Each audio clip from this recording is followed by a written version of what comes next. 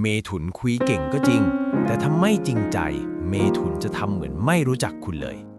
1. สมองไวกว่าเน็ตบ้านคิดก่อนพูดแต่พูดก่อนคิดก็มี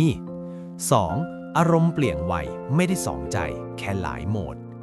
3. คุยเก่งจริงแต่จะเงียบทันทีถ้าคนไม่จริงใจ 4. รักอิสระสุดๆยิ่งคุมยิ่งหนี 5. เก็บความลับเก่งนะแค่เลือกเล่าเฉพาะที่อยากเล่า 6. ตัดใจเร็วเพราะไม่เสียเวลาคนไม่ชัด 7. เวลาเถียงคือคมมากเพราะข้อมูลแน่น 8. ขี้เบื่อแต่ถ้ารักแล้วจะทุ่มแบบเงียบๆ 9. มิตรภาพต้องจริงถ้าเล่นเกมใส่เมถุนหายเลยถ้าในคลิปนี้มีข้อไหนตรงจนสะดุ้งกดแชร์ให้คนที่รู้จักเมถุนดูแล้วกดติดตามไว้เดี๋ยวทำโหดกว่าเดิมให้ทุกวัน